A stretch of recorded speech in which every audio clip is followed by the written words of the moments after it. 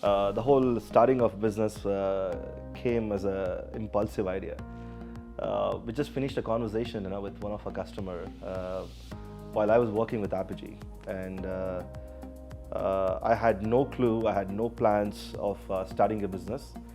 All I, maybe it was kind of building, in the mind, all the enterprise challenges that was going through around APIs, cloud, and lack of expertise in that area. I think that was a triggering point to kind of really jump out of the plane. I have a philosophy in this, right? So I kind of jumped into the ocean from a nice sailing big ship, which was providing all the nice comfort, shelter, food, and I jumped into the ocean, learned to swim, and then built a small hung on to a log, and then eventually that I built a small boat, and now that boat is about 110 plus people. Mid of 2015 it started, and then 2-3 years later we became a partner, a Google Cloud Partner, the company which I worked for, right, at Apogee. So I have to give it to Apogee. It kind of gave me all that experiences. I had spent enormous amount of time in customer success. So customer success is something, is a team where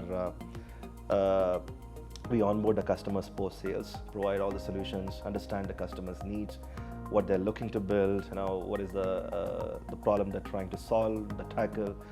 Apogee, became a market leader, right? And then I was playing a product evangelist role. I did a lot of workshops, events, things like that. That kind of led the whole experience to start a company. And then eventually in the mid of 2018, we realized, okay, we took a step back, and we really, thought, what kind of company we want to build. So we started with solution, and that led to a products. And ultimately, we figured out in 2019, 18 and 19, we figured out this is the products that we want to build, this is the company that we want to build. It took about 3-4 years. Started with a lot of open-minded, learned along the way, because we had no plans of starting a business. So it took 3 years to plan, do the business and figure out what kind of business you want to do. And eventually, we kind of became matured along the process. Listen to your customers, obsess over your customers to solve their problems.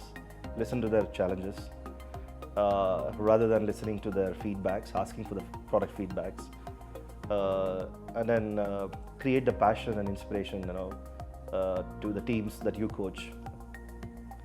And then the most important thing is execution, right?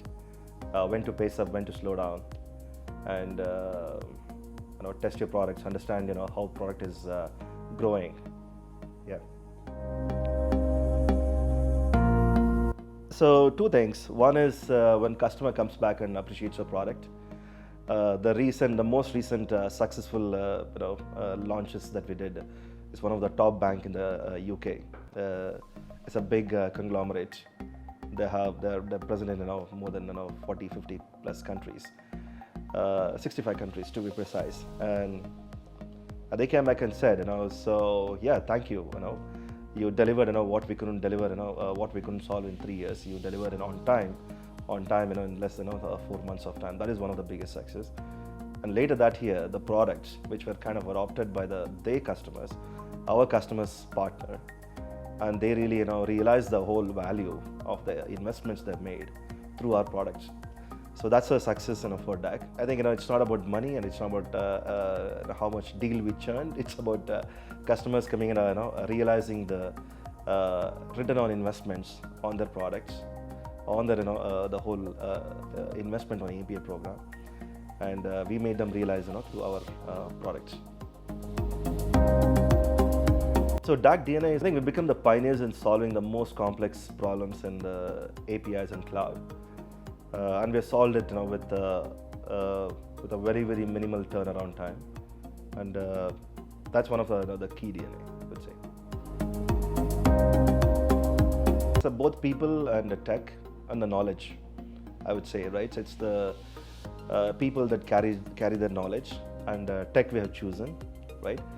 It makes uniquely different, compared to anybody in the similar space. There are about 1,000 companies who are building products in APIs and cloud space, and everyone has a pie, and everyone are right in their own way, and we are all, of course, solving to a larger segment. So yeah, it's the people and the knowledge. The more knowledge you have, the more people, better people, experts you have, you can be more, you can achieve more growth and scale.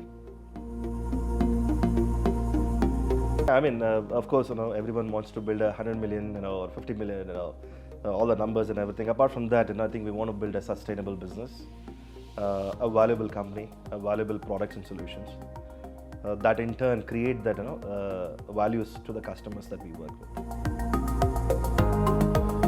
Especially the people are important in the organization stage, and when they when they join DAC, or probably people who will join DAC in the future, I think they will see the whole excitement of working through an organization where they have never felt like being worked, or working for a company, or being stressed out at the end of the week. And when you do it with a passion, when you work with passion, love, and with so much of obsession, of solving problems, through your customers, and treating the customer as if their own customer, and working, DAC, would feel like, you're working for yourself. It doesn't feel you like that you're working for a company. So because so customers, are not owned by the companies. Customers are owned by the people, right? And they are the product owners. They are the customer success managers, and they are the customer success associates, right?